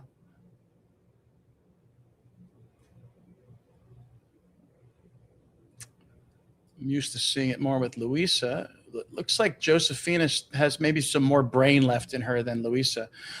But there is actually a bony separation between the back part of the skull. So where we have like one occipital bump, these guys look like they have 2. In fact, you can almost see that heart shape return, because it's almost as though it's not just a brain that's separated. It looks like that there's actually 2 distinct brain cavities. One here and one there. So that could be another interesting part of this tale. And again, the ear capsules is something that, again, a lot of the researchers don't even mention. I'm not sure why. I guess maybe there are people who don't know what these are. I've done my due diligence and I've tried to examine every piece. And again, these are like a frog-like or whale-like ear bone. You can see again, there's usually tridactyl larvae around it. Yeah. Sorry, do you know, in regards to the dual brain area, are there any other animals on Earth that have that trait? Frogs or salamanders or anything? Boy, there isn't a lot that has that one, actually, because I can't even. It's funny you say that. Normally, I do have a parallel animal to mention off the top of my head. I want to suggest there might be an insect. I could do a quick cursory look just in my own chat here, but I don't think that's very, I don't think that's common at all. So maybe that is an indicator of how old they are. Maybe that's the trait that indicates that they're a Genesis taxon. They are the ancestral beings to all. Proto-amphibians, basal tetrapods, perhaps some of the first to walk on land. So we'll see. I'm asking, I have my AI all loaded up with Tridactyl documents. But that's funny you asked that, and off the top of my head, I don't have an answer, and I usually do. So. Well, yeah, you related so many other animals' qualities with the being potentially in that one. I just wondered. Okay. Really seem like a rarity. Second major neural control center could be found in cephalopods and insects. Yeah. So they're saying that things like a ganglion acts as a primitive brain. So, okay, at least there is some parallels. Let's see. Isn't this weird? People are suggesting even in humans that we have this nervous system and gastrointestinal tract that is widely referred to as a second brain. That's a weird thing. Okay, well, at least there's a little bit of parallels there, right? Splanchnic ganglion. Oh, and planarian flatworms. Okay, that's just I say these are proto. If you want to hear the full sentence, they're proto-amphibian basal tetrapods with invertebrate parallels, is what I suggest. So again, if you have invertebrate parallels, we're talking about something that is crossing quite possibly that great vertebrate divide. How wild is that? That would be crazy. So you can see there's definitely a lot more to it at the very least than what we're getting from the talking heads. Well, if they've been here, right? I mean, look, who knows? They might be from outer space, but I'm thinking that they were probably from here. Right. When I look at the traits of a bird like furcula, crocodilian-like ribs, a parietal pineal complex, possible invertebrate parallel, or at least, invertebrate parallel reproductive system, you would have to go back hundreds and hundreds and hundreds of millions of years for all of these morphological traits to be in one animal. And when you look at Victoria's unknown DNA, which is suggested to be as high as 65% or more, again, you would have to go back hundreds and hundreds of millions of years just to find a known hit of a living earth animal. So regardless, though, these are all earthly traits. So I like the term as they're a possible genesis taxon, which would go with the morphology, it would go with the unknown DNA, and it would even go with the cultural assertions from our own ancestors, not mine. You know, it's funny. We live in this weird time where it's like we have to respect everyone's beliefs, but not that one. You know what I mean? And they keep finding hominids. They keep finding ancient hominids that were around at the same time as us. So it's like the idea that there wouldn't be other species. It doesn't make sense. A lot of this stuff plays by the same rules. It's just different morphology, different creatures, you know? Yeah. It's good stuff. It's really kept me busy. I've never been happier to have my degree. You know, the museum was a dream job, and it's sad that it closed. But if I didn't take that anthropology class, I wouldn't have ever seen those petroglyphs. So, you know, what is the value of education? Is it really the lesson I had that day, or was it the time and place opportunity? Was that the lesson, you know? Absolutely. You still see the brain matter here. You know, interestingly on Louisa, which we could probably even, if we wanted, you guys want to see, I think we've been on one specimen the whole time. You guys want to see another specimen? Or throw one up and we'll look at it for a little bit before we wrap it up. Sure. Yeah. I am not even looking at the time, so I just figured you guys kept listening, so I'm just going to keep talking. Yeah, so we can go ahead and let's pull up Louisa. Or no, let's not do Louisa because we need to do one of the different ones. Let's do Montserrat. Everyone likes Montserrat. They say, you know, she's pregnant. It's very difficult to locate her fetus, and it's also not centrally located. Some people cite her clutched hands as an indicator of a pregnant being, but many of them have their clutched hands over their abdomen. It could be from the pain of having their insides devoured. But, you know, there's also, they're putting out these virtual forensic reports, autopsies, and they're suggesting that there's like murder weapons that were used. And I suggest if those murder weapons are a centimeter wide, those might not be murder weapons and may simply just be the tridactyl boring holes once again. So we are looking into Montserrat. I hope there she is, coming in hot. One of the larger beings, meaning she has less tridactyl and more primate in her. So we can see how there's definitely similarities between obviously the tridactylism. What are the percentage differences of primate? Well, Montserrat technically hasn't had her DNA done, but if we were to base her on Maria, it varies. Just Maria, because it's bigger or other things? Bigger, yeah, bigger. And we can see that the head has definitely evolved in shape. So again, when you look at Maria's DNA, it depends on, you know, there's different DNA reports. So if I were to cherry pick my choice, some say she's 100% human. There's another one that says she's 30 to 33%. And that makes a little more sense to me. This area is recording a amazing story of what these beings, what was going on. They were changing and they were breeding with humans. I mean, that's just or at the very least apes, right? Primates to create a better. Well said. Yeah, that's just says many more. And when you think of apes too, more so with Maria, but I'm sorry, I kind of talked over you. I'm a little ADHD myself. No, you're right there. They have like barrel chests, very much like an ape too. I think Montserrat a little bit less.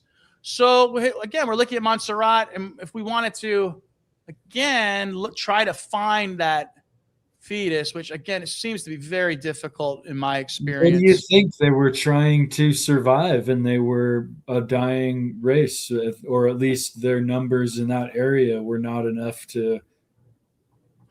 It might be a natural process of the earth. You know, a lot of times with our myths, we speak of the gods. I don't think we focus enough on the mother goddess or Mother Earth. And maybe the earth itself is just, this is a natural order of things to produce such a creature that become the constant gardeners. That evolution is partially true with time, but it requires a helping hand. And that might be ultimately the scary thing about being human, is that it might still need some sort of helping hand. Or we're just going to, if we put a bunch of humans in the woods, would like pigs, they just grow hair and revert back. Yeah.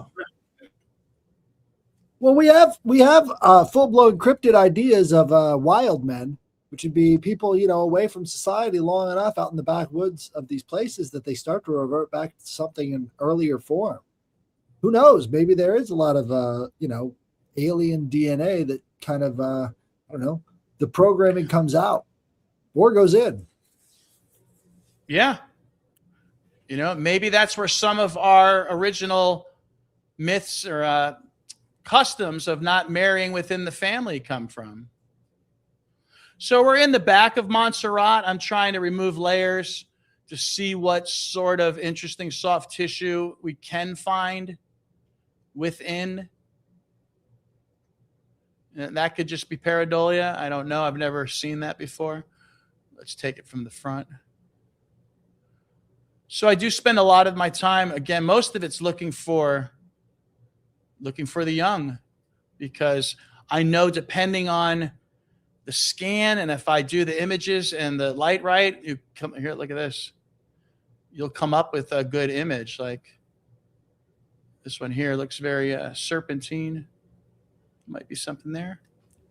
What made you start to look for this?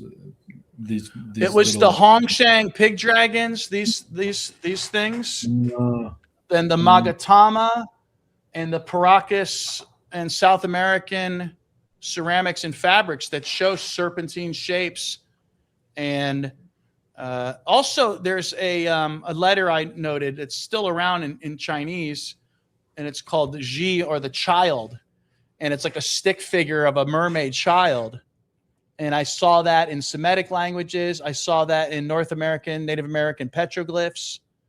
So it was one of these global images where I said, oh, okay, so this looks like, if this is the child, then it looks like these guys are four-limb first amphibians. And that's exactly what I found. So again, the archaeology is predicting the biology, or at least Mr. Ed is, I am. So yeah, I'm just in Montserrat. We're just we're playing around with intensities. There's obviously a lot going on. I don't know. I don't recognize a lot of the organs myself. Some people claim they do. I'm still a little suspicious. It's still very foreign, and I don't know how much of this is damage, or are they even? What if we're looking at some sort of a nest, if you will? Is that another term we could use? Are these nests for the beings, brood points and whatnot? We're in Montserrat. There's still strange shapes. It's very hard. I would like to show you Raphael, the fetus, but I've never really was too successful. I think it's on the left side.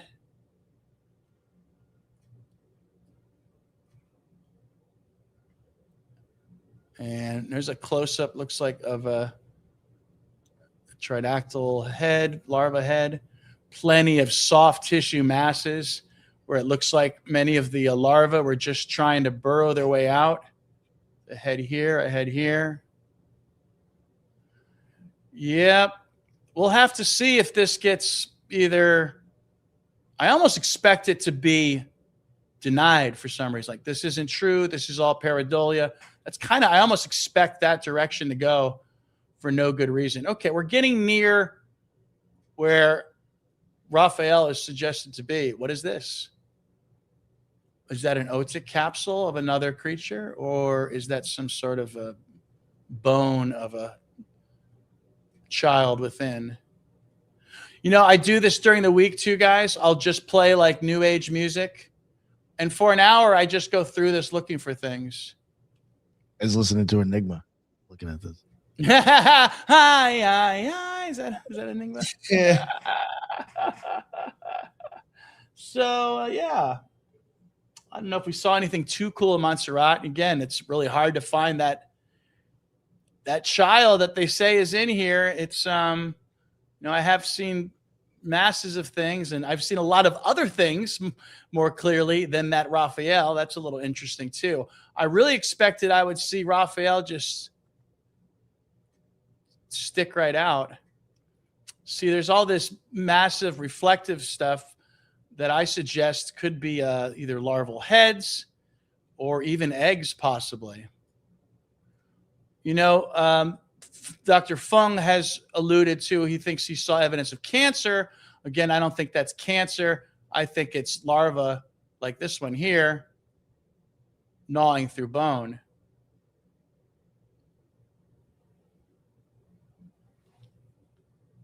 So I hope you guys eventually go check out Maria yourself.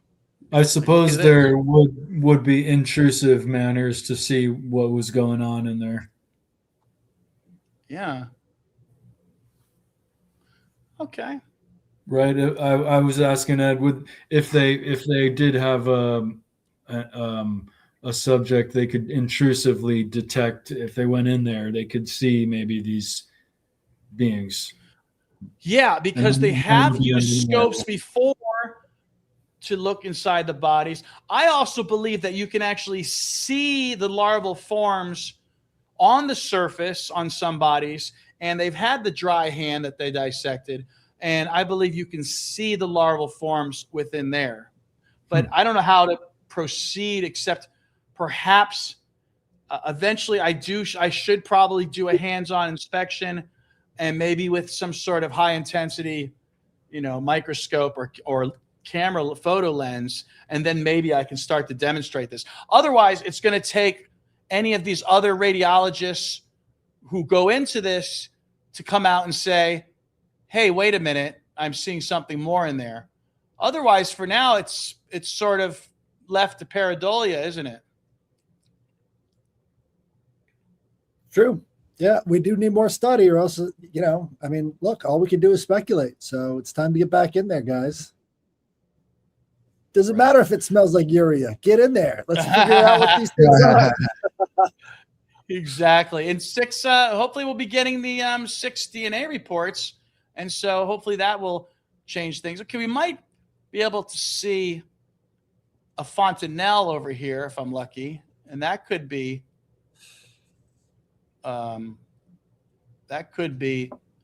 this could be Raphael's head here. This could possibly, that looks like well, it could be a larva in the fontanelle.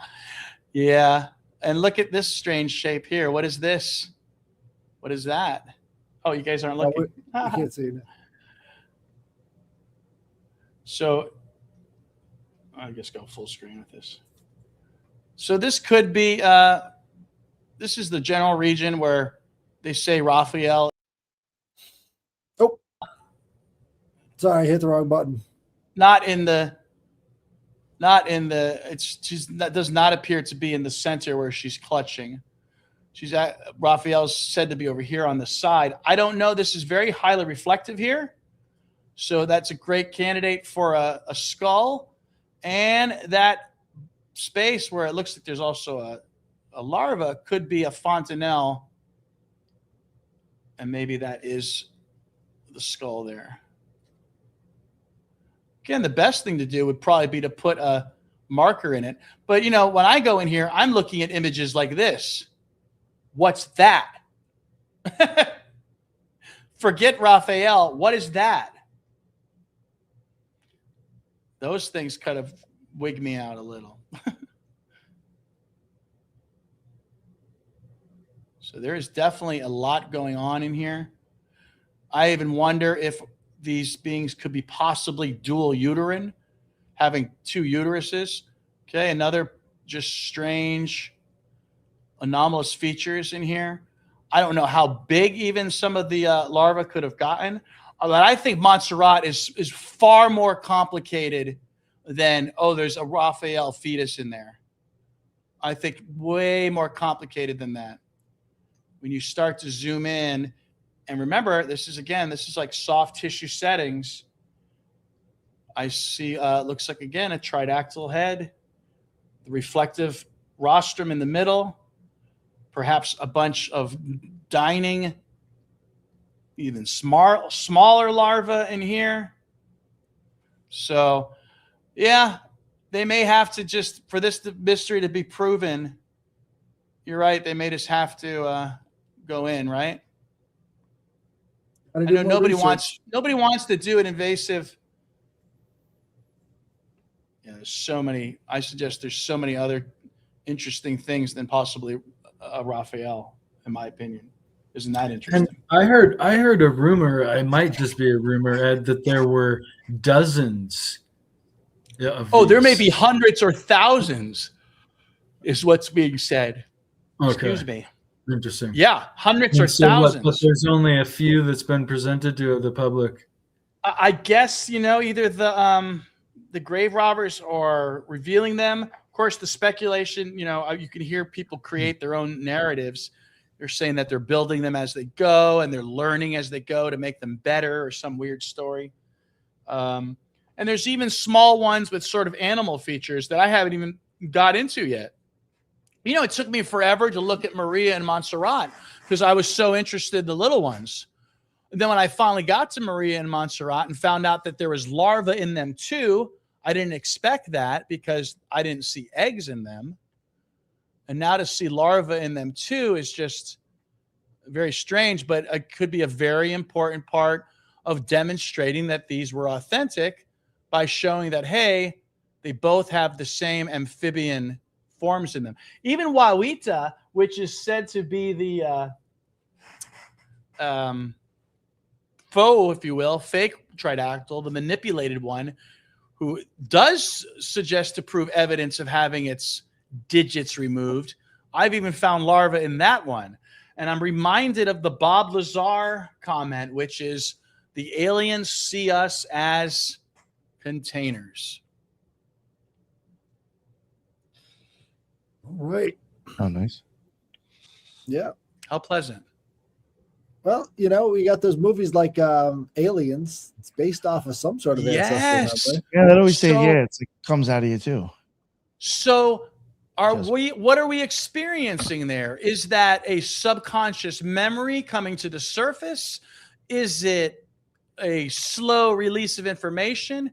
Or is it even something like the prophets of the past and the gods drop these creative tidbits into people's brains to make franchises out of?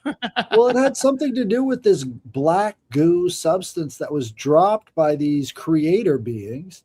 And that black goo sort of metamorphosed into all of these different forms. And one of those forms that it took on was this alien thing. And so anytime they drop that black goo, there's a chance that it might turn into that and then start to evolve from there. So it's like a hyper evolution goo, Right. And it's also, it's sort of presenting those creatures too as some sort of Genesis taxon, right?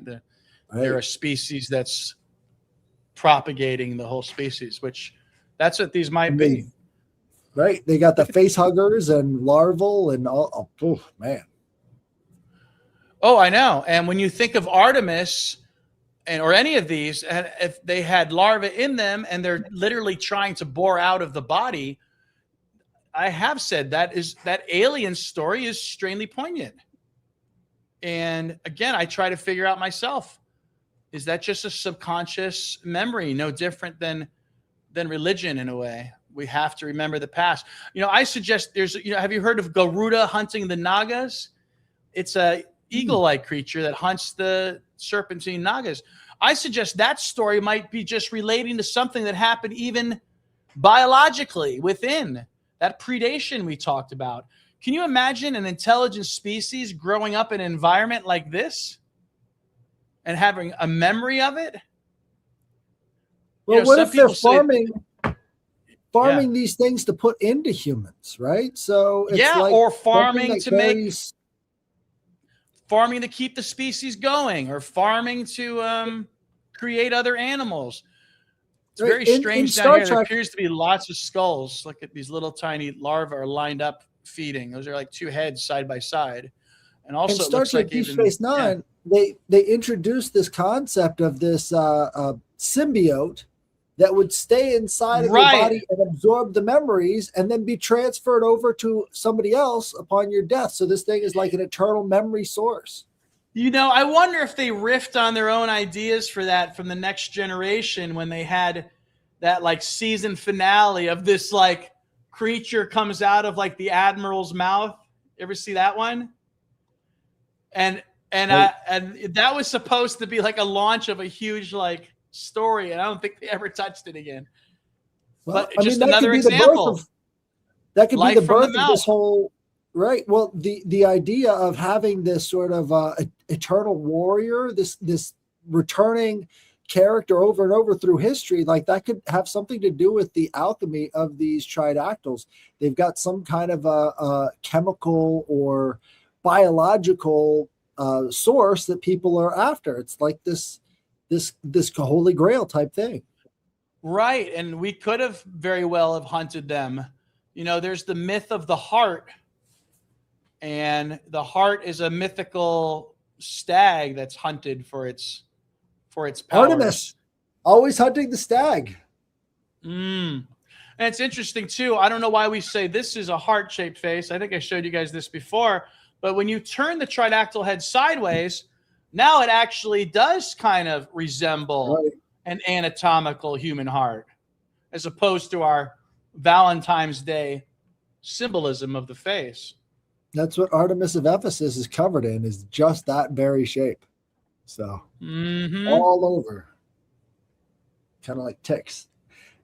Yeah, almost like it's implying life of these beings came from me, right? Right. So, questions, comments, concerns, insults. Oh, man. Insult. You get one insult. You're good. Some wild shit looking at these things underneath this. Yeah, and I think everyone, again, should have their fun and go in there and, maybe they'll, I used to name them. Like the first one I found in Artemis, I'm like, screw it. If the researchers didn't know about it, and Terry seemed just as amazed as I was from the Alien Dash project, well, then I called the one I found in Artemis, I called it Casas. But then I realized that there's like dozens of them everywhere. And so like I named like 6 of them or something. And I was just like, oh, this is exhausting. You can't keep doing this. But it would be fun, I think, for other people to maybe find one. We mark it and we give it a name, and maybe for posterity's sake, and it stays that way. Wouldn't that be fun? You can prove that you found a larva. You could find them and sell the rights to naming them, like people sell the rights naming stars. The only thing I sell, I got some T-shirts at Tridactyls.com if people are looking for some swag. There you go. But I always joke, I'm not a T-shirt vendor. I didn't get into this to be a T-shirt salesman. What is this weirdness? Look at that weird shape there. What is that? Yeah, there's a lot of stuff to look at. You can look at it from, and it's not like a UFO picture. We can look at this from 4 different angles, right? Right. Right. Indeed. It keeps me busy. It's awesome stuff, man. And real quick too, are you going to be speaking at any of the upcoming events and stuff? Gosh, I'm trying to get in touch with Dakota, but he's so hard to get in touch with. if he said that maybe I could speak at Sedona, but I don't know if that's going to happen. That'd be cool. Right, but otherwise, listed, I don't have another engagement. I may just, what I'll do is I might just even do my own. So I might, ever hear of the Mai Kai here in Fort Lauderdale? No. Mai Kai is like one of the original remaining tiki bars. But when I say tiki bar, it is a sprawling complex of fountains and gardens, and they do a full fire show. You can look it up online to see the show. The Mai Kai, they'll do a fire show and hula girls and all that stuff, full of Polynesian artifacts. I mean, like, you look at the menu and you get like Tridactyls on your menu. That's how this phenomenon is. So I might see about maybe doing a lecture there, just because the setting is so unusual. I mean, it's been around since like 1950s, since Federal Highway was dirt, I understand. Johnny Carson would fly into town, and that would be like the first stop, and like him and Jackie Gleason and Frank Sinatra, a bunch of those type of characters would hang out at the Mai Kai. So it's a really interesting place. If you ever get a vacation to South Florida and go to Fort Lauderdale, I mean, it's touristy. You're going to pay $30 for Chinese food. But they've gotten better. They've, even like one drink, I think sometimes is $30, but it's like really like 6 drinks in one. They're like these giant tiki drinks. So anyway, definitely, if you come to Fort Lauderdale, you have to go to there. Call me, I'll meet you there. All right. Yeah. So no specific speaking engagements. We're waiting for the DNA to come in. I'm waiting for more scans. I'd like to see Suye. I'd like to see Paloma. I still dip my foot into the cultural, but again, I like to do a lot of hunting on these larvae. I just feel like with the right day of the right intensity and the scans, I might be able to pull out just skeptic killers and hopefully get more people on board. And maybe more people will be engaged in the art of the dicoms themselves, right? And everybody else can start looking. That's what's going to make this fun. Again, especially if there really are larvae, like I'm saying, then everybody can go on these larva hunts themselves and find them. That'd be cool. Absolutely. All right. Well, thank you very much, Ed, for coming on. No problem. Thanks for having me, because, I love to just talk about this stuff. Oh yeah, no, you can definitely see you were enjoying yourself when you were talking to people, explaining this stuff. Yeah, it's super fun. And so, just so you guys know, I do a at 7 p.m. show, like Sundays Eastern Standard Time, and then Wednesdays I decided to start doing a show on Wednesdays at 1 p.m. on X. That's just a Spaces, so that's just chit chatting on Spaces. But I did it like on Wednesdays to have a completely different day than Sunday, like something right in the middle of the week sort of thing. And then I do the impromptu larva hunts throughout the week, where I just show you these guys here with the, like you said, the enigma.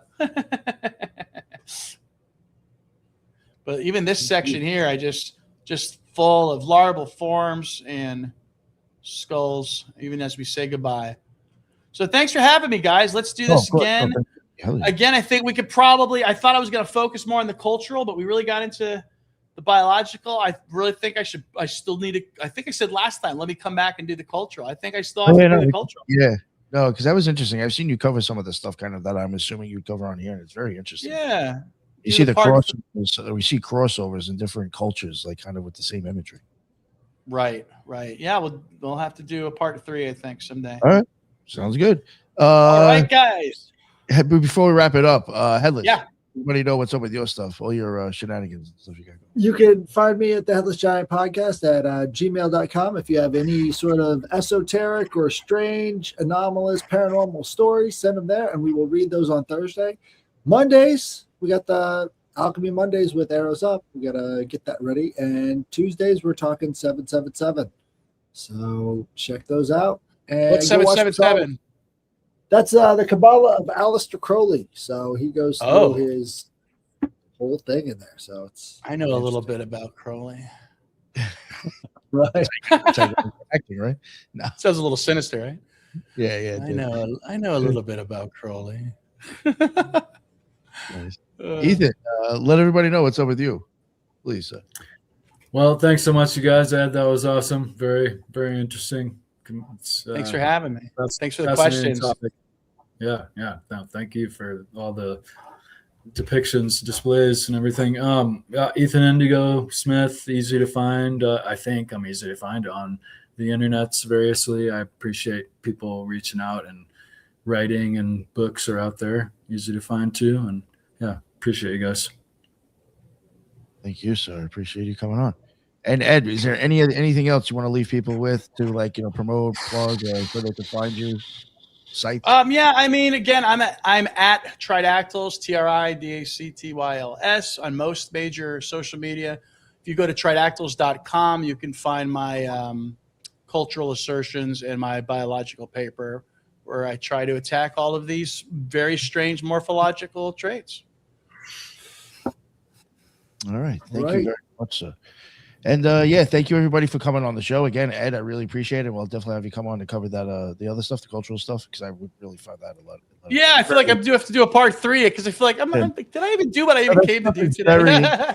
Yeah, I would like to cover. I guess the larva thing's on my mind lately, so I get it. Yeah, it's what you're passionate about right now. Yeah.